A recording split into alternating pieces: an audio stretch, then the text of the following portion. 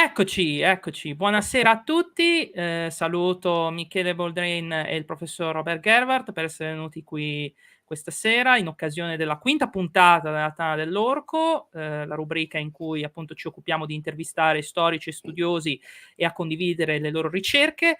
Ecco, questa sera abbiamo l'onore e il privilegio di avere il professor Robert Gerwath, che è professore presso lo University College di Dublino, nonché direttore del Center for War Studies della medesima università. Oggi abbiamo appunto qui il professore per discutere di una sua pubblicazione, il cui titolo potete vedere nel titolo stesso di questa live, che è appunto La rabbia dei vinti, la guerra dopo la guerra, 1917-1923. Qui vi faccio vedere la copia fisica in italiano edita dalla Terza, quindi insomma trovate comunque il link al libro nella descrizione del video, quindi se avete desiderio di acquistarlo, ecco, sapete dove andare a trovare i riferimenti. Bene, dopo questa brevissima introduzione, non ovviamente siamo sponsorizzati dalla Terza. No, non siamo sponsorizzati da nessuno per ora, poi chissà, vedremo. Comunque, ovviamente il resto della conversazione, almeno in diretta, sarà fatta in inglese, quindi adesso passeremo all'inglese. Cercheremo di fare l'upload poi dei sottotitoli in italiano, così che magari anche chi non ha possibilità di seguire in diretta in lingua inglese possa poi recuperare il contenuto in italiano. So let's switch to English. Thank you again, Professor Gerwath, for joining us for this live broadcast about your book. Well, thank you very much for having me on the podcast. Okay, so I think Michele wanted to ask you a first question just to give, to prepare the floor for the rest of the interview, just to understand which is the bottom line, the reason why you decided to write such a book. And yes, we can start with that and then we can move on from that. Thank you very much again for joining us. Okay, yes, no, it's a great pleasure to be with you. And it is a really interesting question that you asked because in some ways, I think I have to explain the reason why I wrote the book from a biographical point of view, because I moved to Ireland in 2007, having grown up in Germany and then moving to Britain, where I studied history for my PhD. And in both countries, there's a very familiar story about the First World War, that it began in 1914 and it ended in 1918. And of course, in Britain in particular, but also to a certain extent in France and in the United States, that, you know, the 11th of the 11th, 1918 is a date that is almost sort of mystical. It's the date when peace came to Europe. And when I moved to Ireland to take up my current position, after talking to colleagues here about the 20th century and, you know, what was the 20th century like and what were the big markers, the chronological markers of that century, I suddenly started to have questions, because from an Irish point of view, those dates made very little sense, right? In Ireland, after the end of the First World War, there's a war, the War of Independence from Britain, followed by a very vicious civil war, which lasted until 1922. And then I began to wonder to what extent our narratives about the First World War had really been primarily what I would call Western Front narratives, the narratives of Germany, Britain, and France in particular, with all the other combatants, not just in Europe, but also around the world, as sideshows. So I began to be much more interested in the ways in which violence continued after 1918, but also in the destiny of those who found themselves on the losing end of the First World War. Of course, primarily the Central Powers, Germany, Austria-Hungary, Bulgaria, and the Ottoman Empire. But also, and this is, I think, where Italy comes in, countries that were on the winning side of the First World War, but felt that they had been somewhat cheated out of that victory at the Paris Peace Conference. So I wanted to tell perhaps a less familiar story about those years, quite formative years in many ways, if you think about it. The years between 1917 and 1923 are the focus of the book. And a lot happens in those years, right? I mean, you see the Bolshevik Revolution in Russia, you see the birth of fascism in Italy, but also in Germany, when really Hitler becomes politically conscious and active and formulates what National Socialism might look like. You have pretty devastating wars in Poland, for example, but also in the Ottoman Empire, leading ultimately to the defeat of Greece and the expulsion of some 1.5 million people, either Muslims or Christians, who have to cross the Aegean Sea either way on the basis of their religion. There's also massive redrawing of the European map, and I try to kind of explain how that all happened and tell the story of the First World War from the perhaps, at least in Western Europe, less familiar perspective of those who were on the losing side of the war, or who felt that they were on the losing side. And that's true for the majority of European countries. I also try to explain why in the period between 1917 and 1923, so officially the peace years, more people died than during the First World War. And that's not even counting in those who succumbed to the Spanish flu, the influenza wave, which of course killed a huge number of people, but also as a result of revolutions and counter-revolutions, of civil wars, but also interstate wars. And how come that we have forgotten that part of history, at least in the kind of mainstream narratives about the First World War in Western Europe? So that was the reason, and I very consciously decided to also begin and end the story from the geographical margins of Europe. I often think that if you look at history, the history of the European continent from the margins, that changes your perspective in quite interesting ways. So I begin in Smyrna, in the late Ottoman Empire, and with the burning of Smyrna, that port city that was inhabited by a combination of Muslims and Greek Orthodox people, and which at the end of the Greek-Turkish War that began in 1919 and ended in a few years later, was destroyed and largely burned to the ground, particularly the Christian quarters. And I thought to those people, or to those people who found themselves in the midst of the very brutal Russian Civil War, the story that we are so familiar with just doesn't make any sense, because the 11th of November 1918 did not bring a period of peace for them. And it's actually true for the majority of European societies. And if you look at the margins, geographical margins, it I think makes a lot of sense if you look at Finland, which experienced a very brutal civil war in 1918, which within 3 months kills about 1% of the overall population. And so these narratives don't quite fit into the master stories of the 20th century. And I try to kind of bring them back into the focus. That was the main purpose of the book. Let me then I'll give, but I want to push a bit further on that. Yes, those events that you narrate and describe and analyze in the books, I agree, are probably forgotten by a large number, not only of lay people, but also of historians, and are often kind of jumped over when we try to understand Second World War, the beginning of fascism and Nazism, and so on. But there is a sense in reading the book that one wonders, does he have a theory that is in this gigantic carnage that you actually describe? I have to say, and this is maybe with age I'm becoming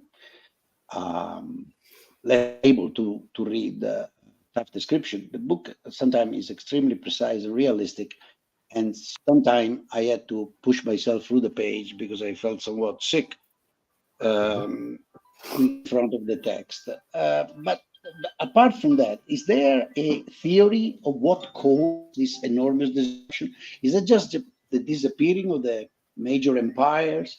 Is it the fear of Bolshevism? Is it just the very late form in which national identities appear in Europe, and because they appear in the 20th century, with a certain technology, with a certain identity of the empires. They produce the dramatic level of fighting and killing. What do you have a theory behind it? Mm-hmm. Yeah, I think that's a really good question. I mean, I started off as a historian of the Second World War before I came to the First World War. Again, this has to do with the fact that I moved to Dublin, where for a long time people have been working on the First World War in particular. And the question I asked myself is, how do we explain what has been called the civilianization of warfare? So why is it that in the Second World War in particular, as opposed to the First, more civilians are killed than combatants? What causes this situation? And this has to be understood against the backdrop of the international powers basically agreeing from the late 19th century on a certain set of rules for military engagement, precisely to protect the lives of civilians. So when does that flip? When does it happen that targeting civilians is not just what you might call a casualty of war, but actually deliberate, that killing those who do not fit into national communities, ideological projects, have to be either expelled or murdered? And I do think that this is something that happens particularly in the later stages of the First World War and then into the post-war period, when first of all, you have these emerging ideological projects, but I think ideology is not sufficient to explain all of it. There are also realms of possibility, I would say. So violence is also always a matter of opportunity, where there are spaces in which the state does not exist. So you have various armed groups that very often see themselves as the legitimate heirs of the bygone states that have collapsed. But they fight amongst each other. That's one thing. The second one is that despite what we know about the Paris Peace Conference and the Paris Peace Treaties, as a matter of fact, the peacemakers in Paris have relatively little control over these vast spaces. They don't have any troops in Eastern Europe. They can't even control a resurgent Turkey, which is now sort of attacking the peace settlement, the first peace treaty that was signed with the Ottoman authorities. So mainly the borders, or what constitutes the borders and what to do with minorities, is negotiated on the ground, and it's negotiated on the ground in very violent ways. Then you have the issue of minorities. No one talked about minorities up to 1914.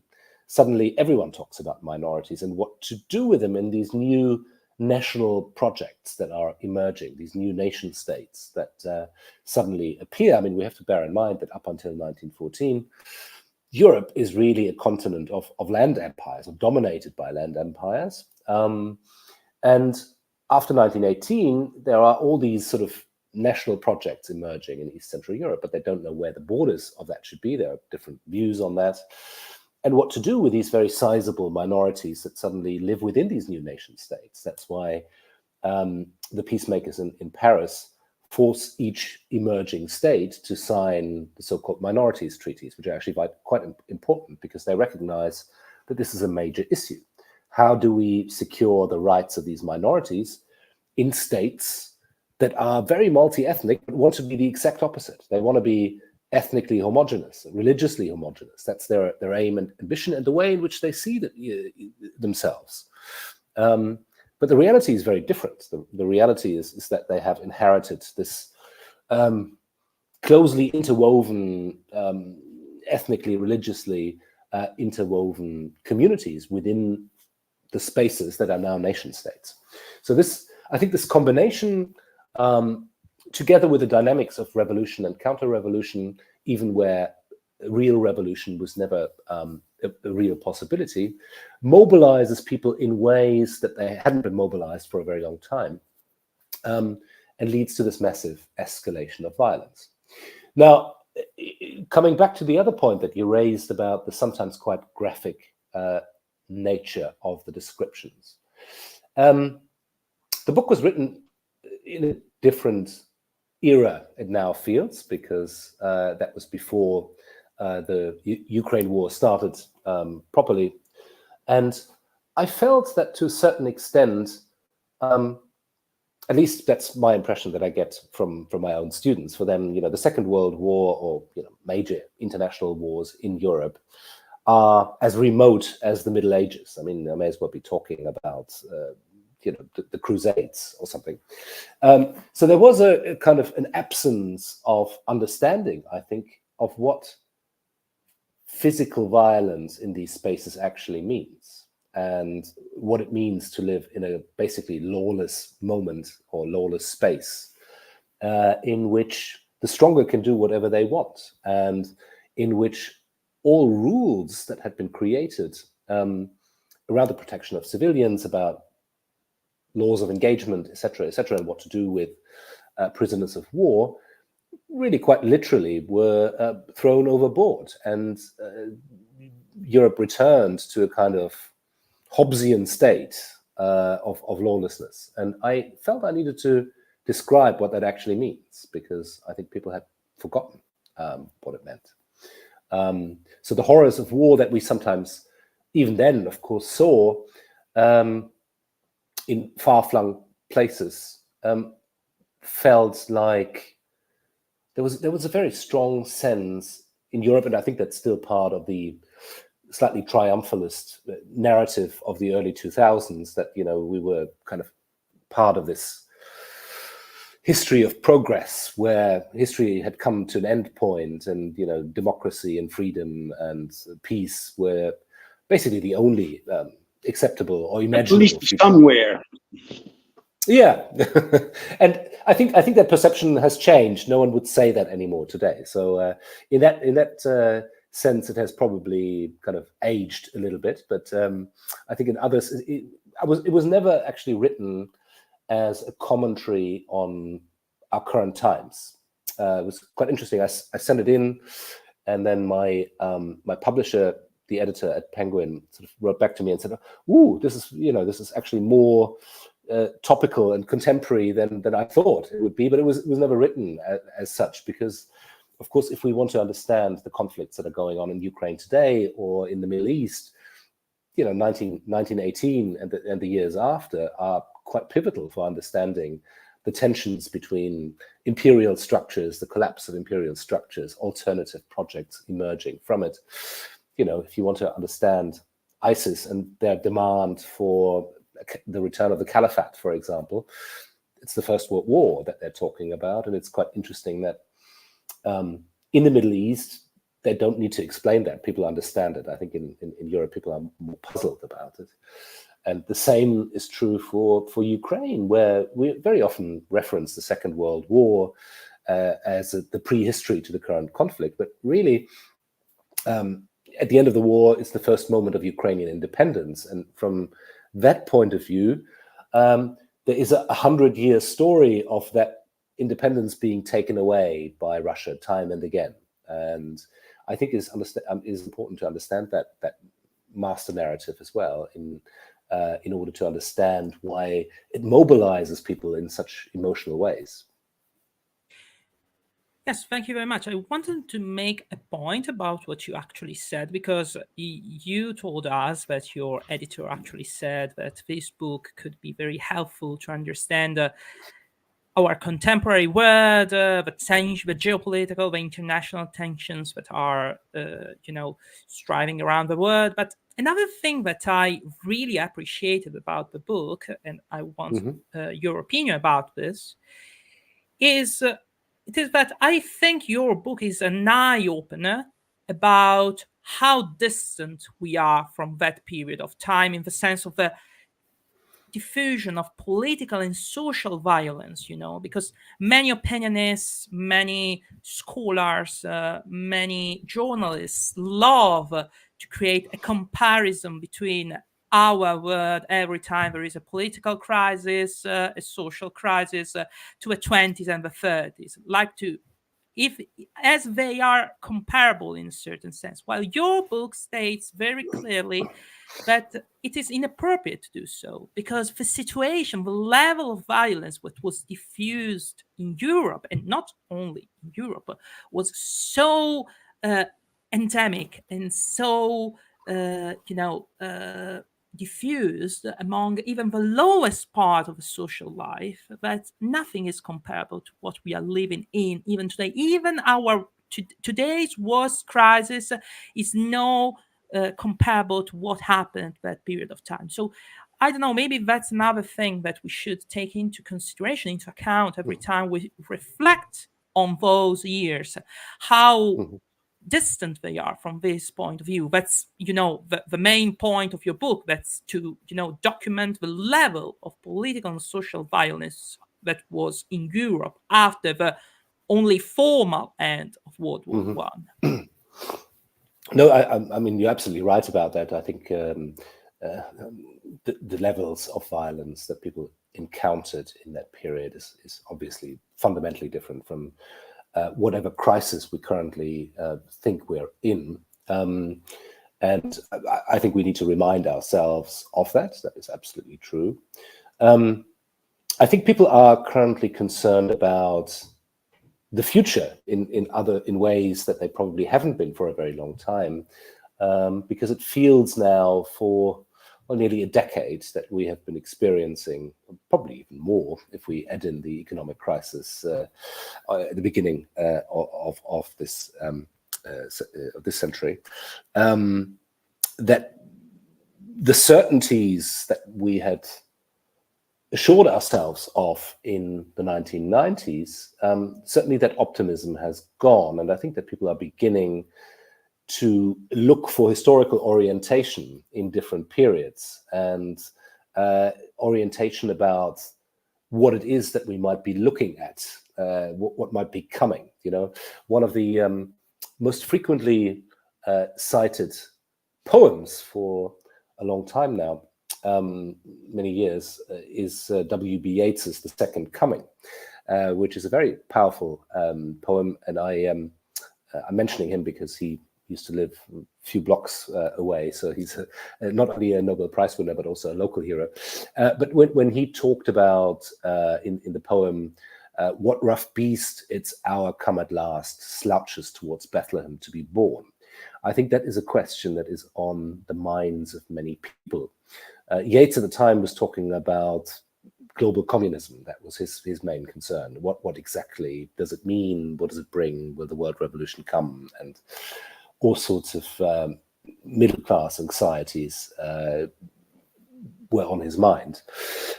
But in our case, we don't know what the rough beast is yet. What we see is a rise of populism, left and right. We see increasingly polarized societies, be it in the United States or in Western Europe. And I think a lot of people are uncertain of whether this crisis mode that we are currently subjectively or objectively experiencing, whether that might lead to something as horrific as what happened in the period of the two world wars.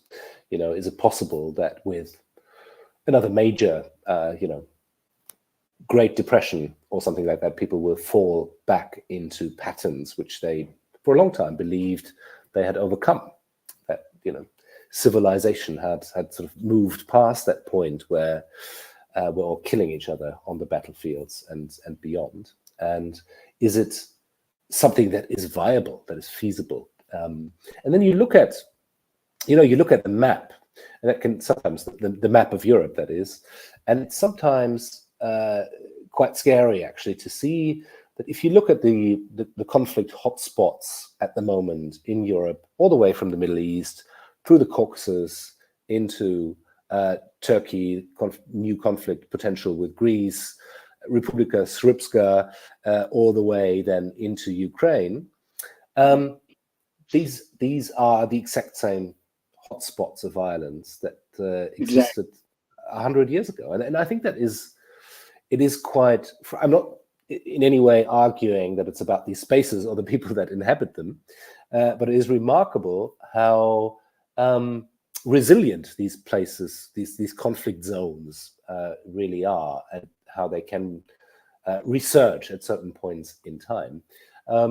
Presumably because some of the questions that the First World War raised but not solved remain unresolved. And it was really in the period of the Cold War that some of these conflicts, be they ethnic or religious or, about identity, they remained there simmering beneath the surface, and they kind of resurfaced. I mean, look at Yugoslavia in the 1990s. I mean, that was basically, someone had put a very large cork into that bottle and bottled up all the issues, and then it kind of popped out again soon after Tito's death and after the end of the Cold War.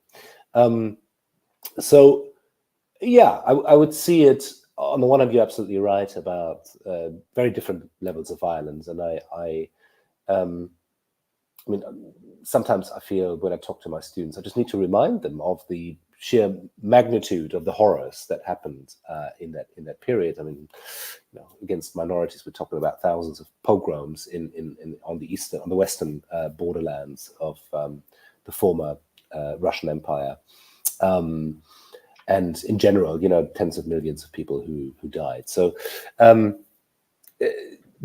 is definitely the case. But I think people are, perhaps rightly, concerned about what the future holds in these circumstances. And I think that the return of a major war to Europe's shores, there have always been conflicts, of course, and we were all horrified about the wars in Yugoslavia, and closer to here, the ongoing conflict in Northern Ireland, all the way up until the Good Friday Agreement. But the return of a major land war fought in trenches with tanks, and even according to very conservative estimates, there are at least 600,000 casualties of that war to date. I think it brings it home in a way that makes a lot of people feel extremely uncomfortable about what the future holds, and you can understand the anxiety in the Baltic states or in Poland, because they are precisely looking back to the periods that I am describing in the book, and they know what happened then, and they know what happened during the Second World War and in the decades afterwards, and they are determined that this will not happen to them again. So I think that helps to explain the sometimes, I think, for Western Europeans, perhaps slightly strange and seemingly paranoid response to Putin's aggressive foreign policy and his invasion of Ukraine.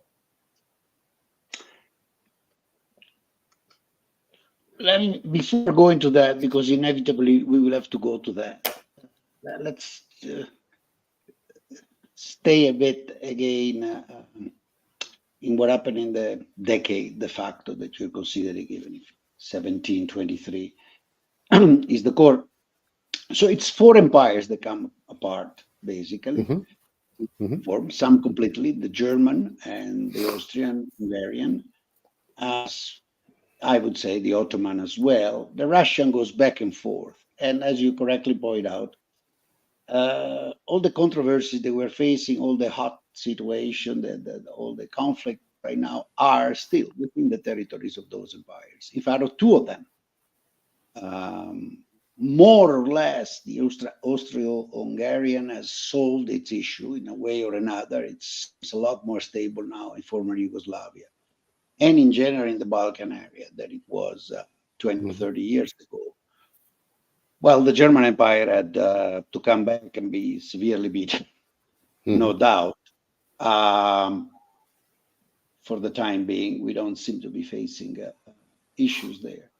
So it's the Russian and the Ottoman, and in both there is a very strong religious ideological component driving the conflict. In one case, as we know, it's the British-French decision of partitioning it as they pleased, ignoring reality on the ground, and then obviously the arrival of people of a religion that was different from that, been established there for about 1,000, for more than 1,000 years. creating the conflict. In the other, it's a resurgence of a form, that's my reading, and probably you will disagree, and I hope you do, so we learn some different point of view, of a very ancient ideology that is an imperial one, that mixes itself in a very strange, subtle way with religion, with the Orthodox religion. Is that all that there is? Or is there, and I push the line here a bit, or is there something dramatically wrong than the two big powers of the time, the two big European powers, decided to do, following their imperial desire, that is France and the United Kingdom, way back around the time of Versailles? That is, are we facing something that is an ideological religious conflict that is somewhat independent of the decision taken then, or are we facing a century later mistakes, dramatic mistakes in partitioning territories, in defining state, in assigning power to this or the other dynasty that goes back a century? Yeah, I mean, I think that's actually a very good point. I mean, I would say probably the latter. I mean, we know that partitioning never really worked. I mean, we have to bear in mind that partitioning was always introduced with the idea that this might prevent violence, right? That partitioning different sections of a population along ethnic or religious lines would have a pacifying effect, but it never worked anywhere, and this includes Northern Ireland. It includes the Ottoman Empire at the time. It includes India. Partitioning never really kind of fulfilled that intended purpose.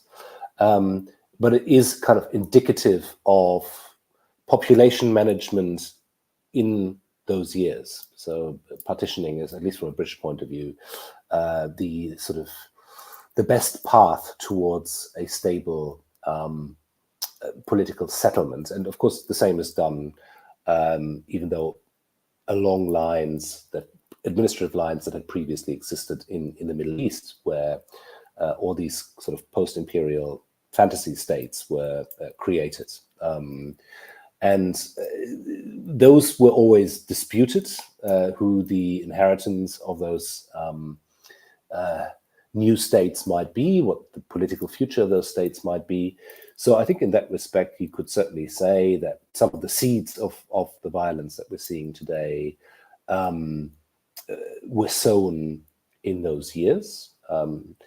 There's also, I think, quite a change in the historical literature and the assessment of, for example, the League of Nations, which is no longer really seen as a kind of benign instrument of peacekeeping, but really as a liberal imperial project run primarily by Britain and France, where, you know, they called them mandates, but really they were colonies with a different name. They were controlled economically by the two most important Western European states, particularly after the United States had withdrawn from the project. And I think there's something to that criticism. I mean, the sort of the idea of liberal empire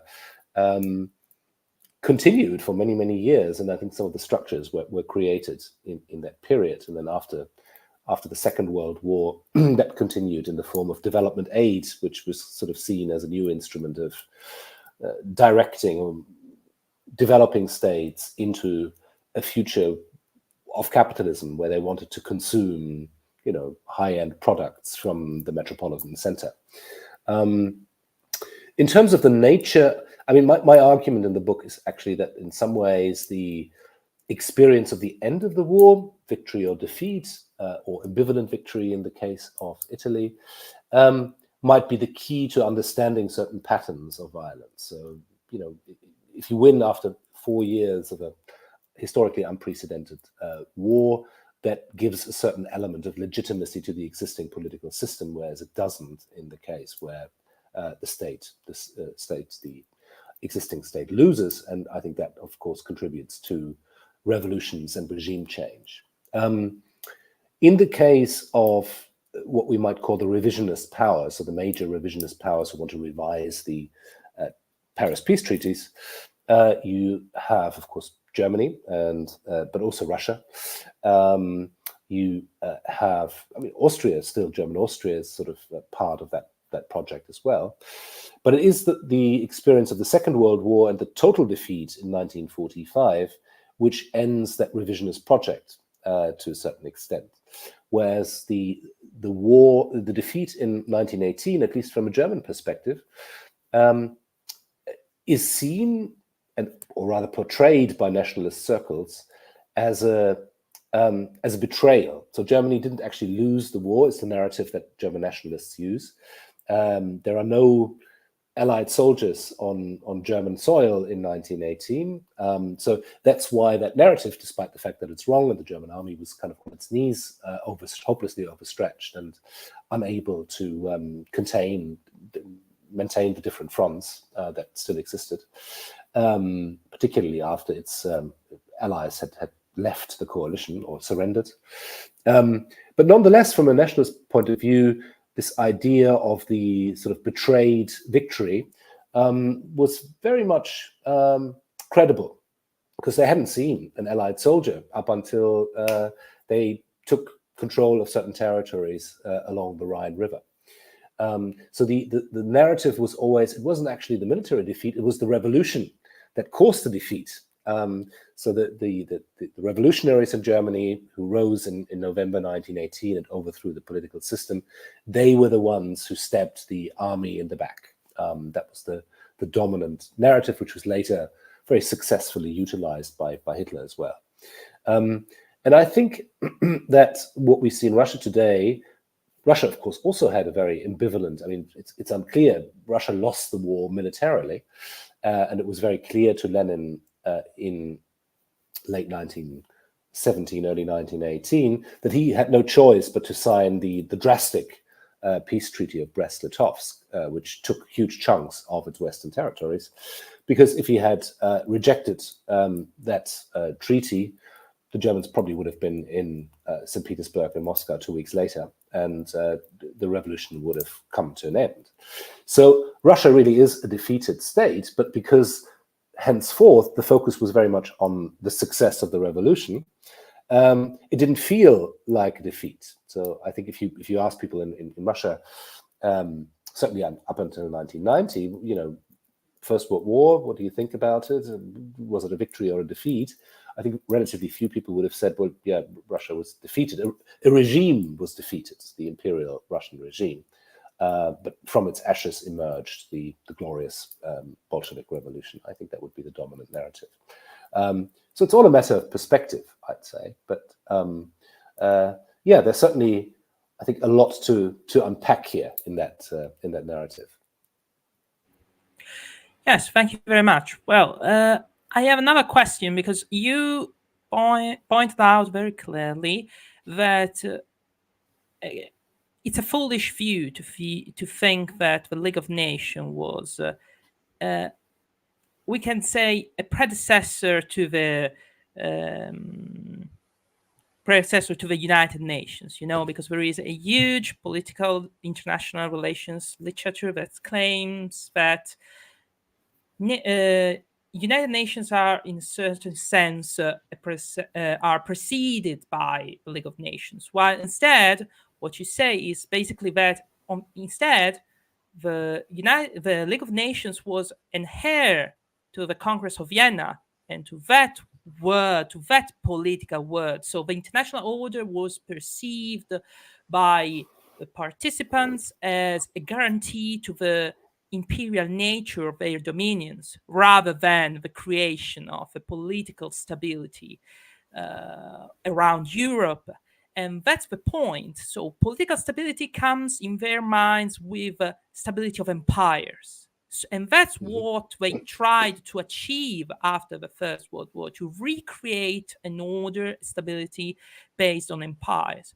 But they did not understand, as you claim in the book, that First World War became the trigger that started around Europe a resurgence or an emergence, we can say, of nationalist movements that did not accept the imperial narrative of a dominion under a overruling entity. They wanted their own ruling entity.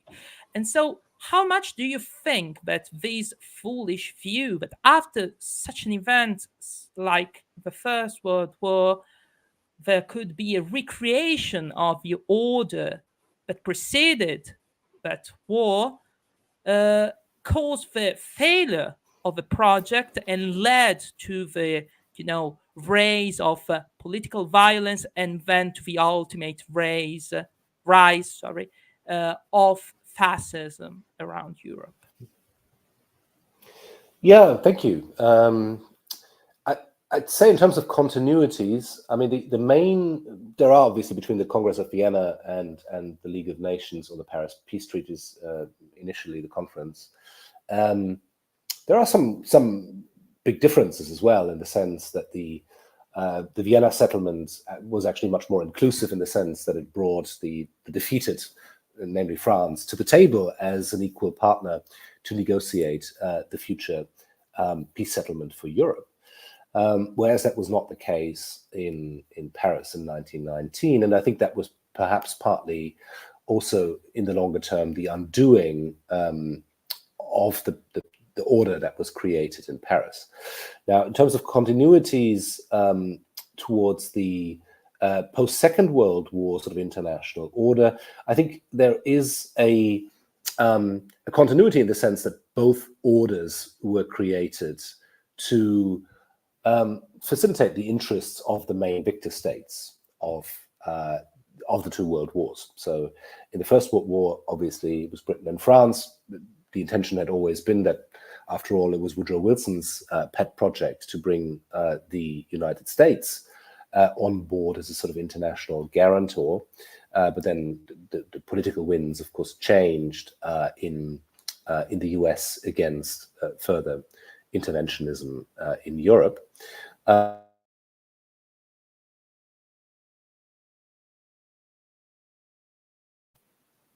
Hello, can you hear me? Yeah, I can hear you now. Probably there was a little...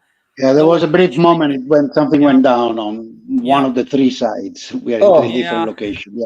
Yeah. Apologies. Yeah. No, it's not your fault. It may be one of us. So in terms of the continuities, and of course we shouldn't forget that in some ways 1919 is the last hurrah of the European superpowers, which already during the war had become totally dependent on the United States as an economic power, but also as a major creditor. They were hugely indebted to the United States, and that disparity of power changed even more over the course of the 1920s, when suddenly Britain and France, with their significantly enlarged informal empire through the mandates, realized that there were far too many threats and conflicts to contain. It was impossible to do so. And then, of course, the Second World War really kind of brought about the dominance of the two new superpowers in the form of the Soviet Union and the United States. So it was very much a non-European bipolar world, in which suddenly the Europeans found themselves very much the junior partner of those two superpowers. So a greatly changed world.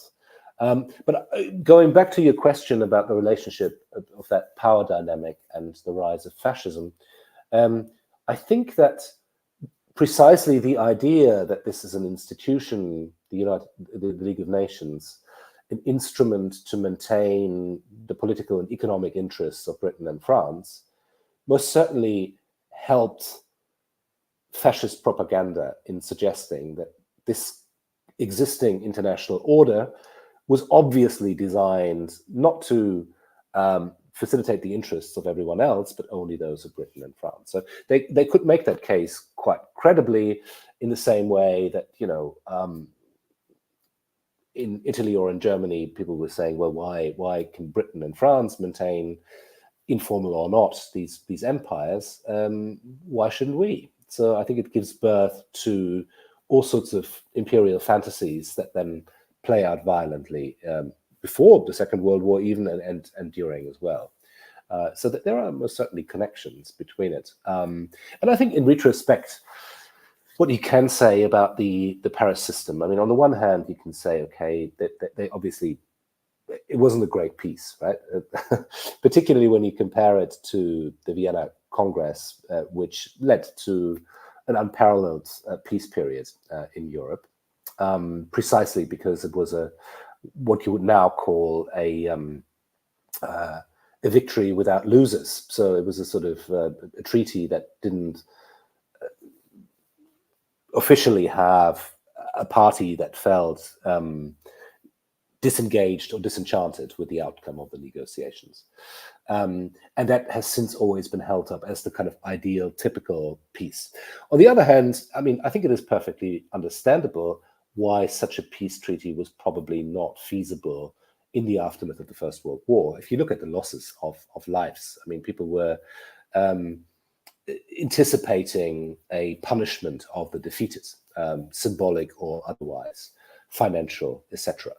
And interestingly enough, the peacemakers in Paris, particularly those representing democratic societies, were of course very conscious of the fact that they would be voted out of office in no time if they had presented particularly lenient terms. Because there are lots of grieving widows, sons, fathers, mothers in their constituencies who probably would have chased them out immediately. So they were interestingly using a trick in the sense that they talked about reparations, but they didn't actually put a figure on it because they were very conscious initially that whatever figure they put on the reparations ticket wouldn't be enough in the eyes of their home constituency. So this was only subsequently at the London payment plan that it was agreed on a concrete figure.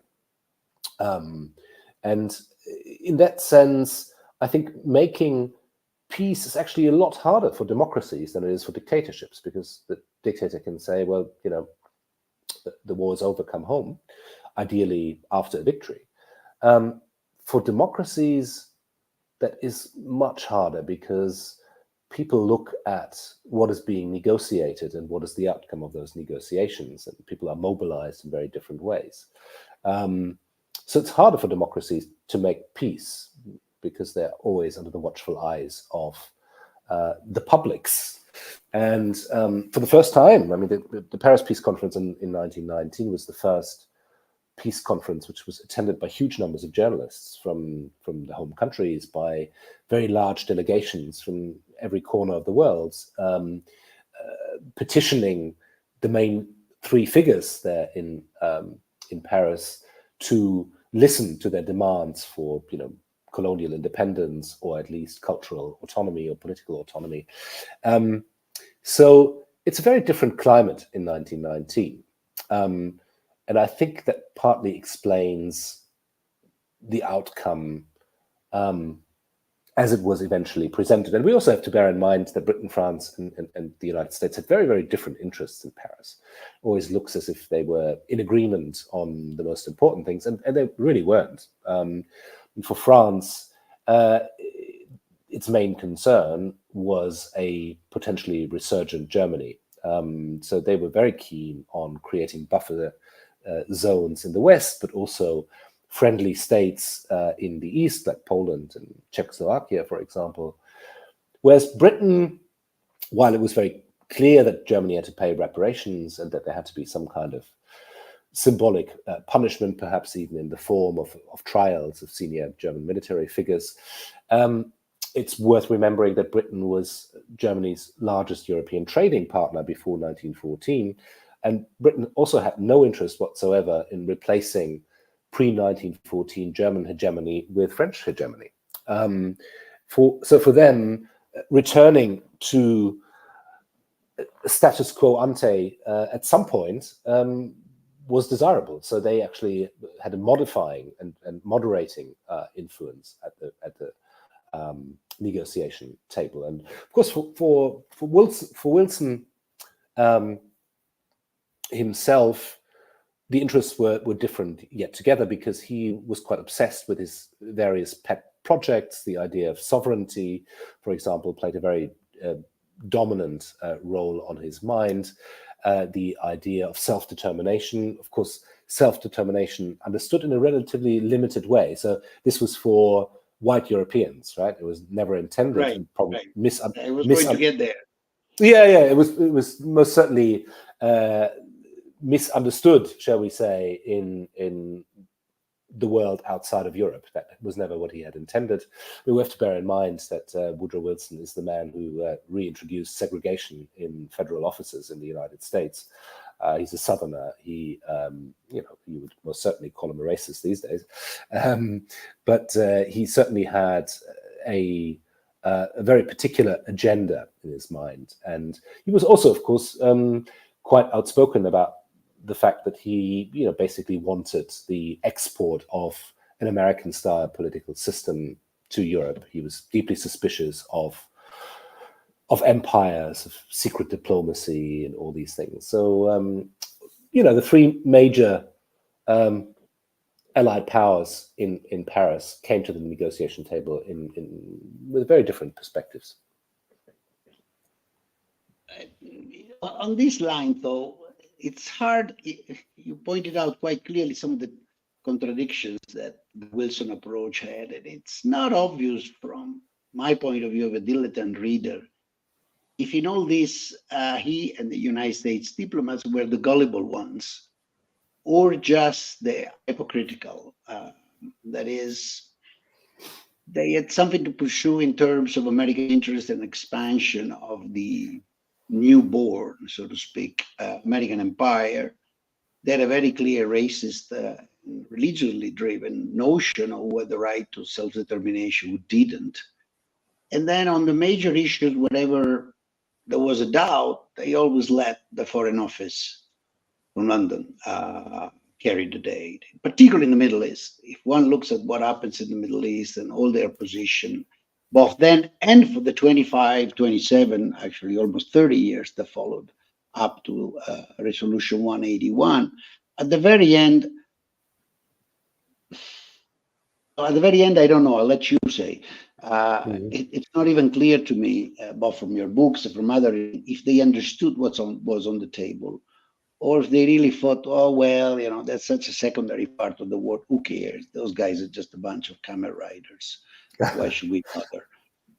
With due respect, that seemed to be a bit of the attitude.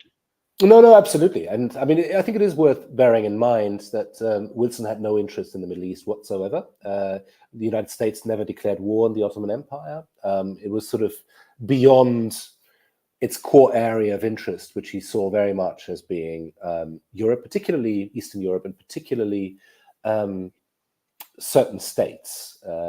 Czechoslovakia was sort of the darling of the Western powers, and sort of they really bought into the narrative of the Habsburg Empire as a people's prison, which was, a great success of Czech propaganda. That this was kind of filtered back into sort of intellectual circles in Washington. Well, Prague was a beautiful city even back then. Absolutely, Prague was a beautiful city. I think there are two main differences. So first of all, Wilson, of course, as an intellectual, as a university professor, his approach to the whole peace settlement is a lot more theoretical. It's less hands-on, but it probably also, it's okay in the sense that America didn't lose nearly as many people in that war. They come to the party quite late. So the stakes are much higher for the French in particular, which have seen, the northeastern part of their country completely devastated and very significant losses. Also in Britain, without the devastations at home, but they are a lot more invested, and they have very clear interests in the Middle East. They are fully conscious at that point about the oil richness of the region, but they also have other interests. For example, they see themselves as patron saints of the Christian minorities in that part of the world. For Lord George is quite obsessed with the Ottoman Empire, which he always saw as this rogue state that was continuously in the business of suppressing its Christian minorities, for example. And he's much clearer from the start that dismantling the Ottoman Empire is a war aim for him, which he's not that outspoken about in relation to the Habsburg Empire, for example, that comes in quite late in the war. So there are different vested interests in the Middle East in particular, and France and Britain are already during the war sort of agreeing on separate spheres of interest, and by 1919 they're probably wondering who pulled the leg of the other and got the better parts, which Britain got the more oil-rich parts of today's Iraq, shall we say. So they clearly had a better picture of what was to be found where, whereas France sort of ended with Syria in particular. But they had a much stronger vested interest in the whole Eastern question, as they called it. I think there are very clear geopolitical reasons for that, apart from the oil. It's about controlling the Suez Canal and the pathway to India, but also to Australia, for example, and its strategic value. So to Wilson, none of that really mattered. What he didn't like, though, is that his partners had already during the war engaged in this kind of secret diplomacy that he was deeply against, and that they had already sort of partitioned the Middle East. But he sort of, he was slightly hypocritical about that, because he always sort of used that as an argument against other states, but sort of looked away when it concerned his principal allies. Well, thank you very much. And regarding Woodrow Wilson, I would like to recommend to our audience a book that I think it's quite revealing about the real impact and the real role of Woodrow Wilson, what he meant when he said what he said at the end of World War I. That is a book by a colleague of Professor Gerwath, that is John Cooper, who wrote a book called Reconsidering Woodrow Wilson, and the title speaks for itself. So I would really recommend you to read this book to better understand who was Woodrow Wilson and its role after World War I. Now, since we reached our hour, we've reached our hour but time. I want to ask Robert one more question, probably, and for feel sure, free not to for answer. sure. I'll try to be as brief as possible. Yeah, it's going to be brutal. I want to just to understand, take it as a way of getting the opinion of a much better informed colleague on the issue. What's your reading of what, if you had to bet on a scenario a year from now, east of Poland, east of Romania, what are you going to see?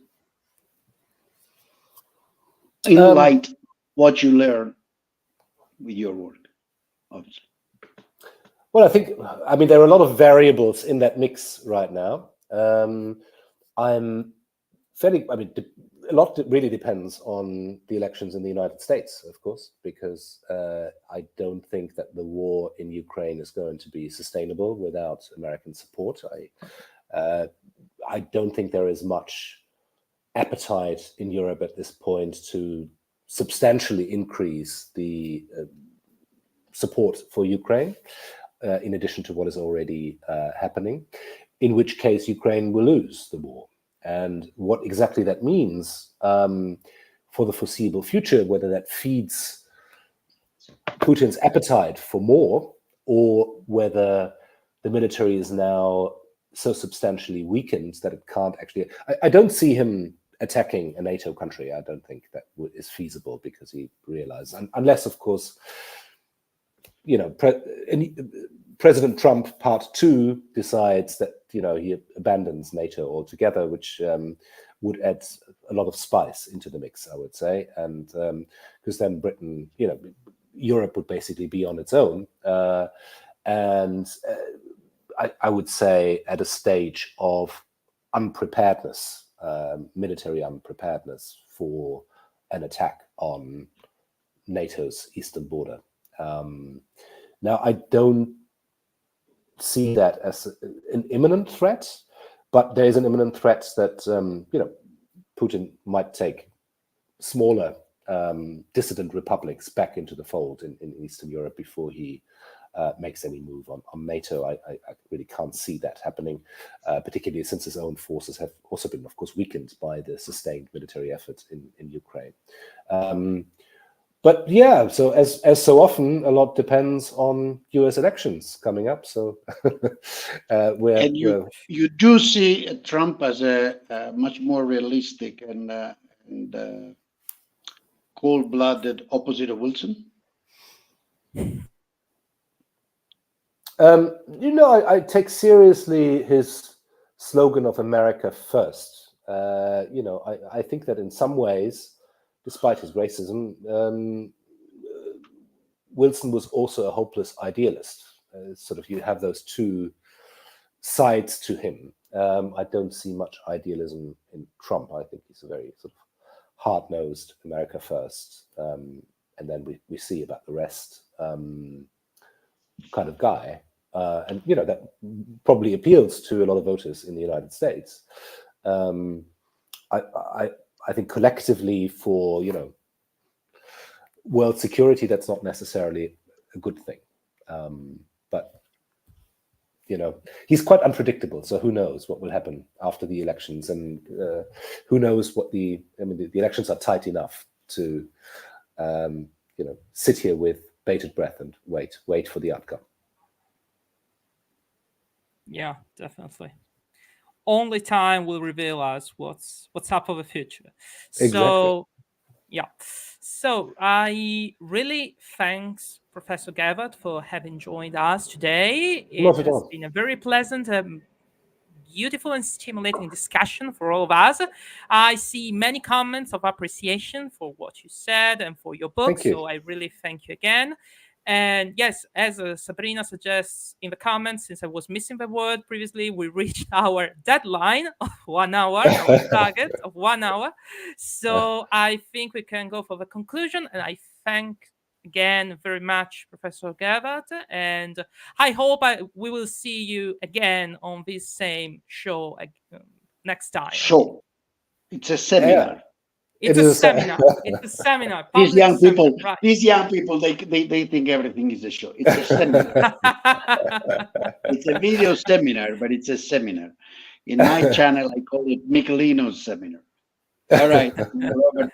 Thank you very much for your interest. Right. Thanks for your Bye. Bye. Have a good evening. Bye.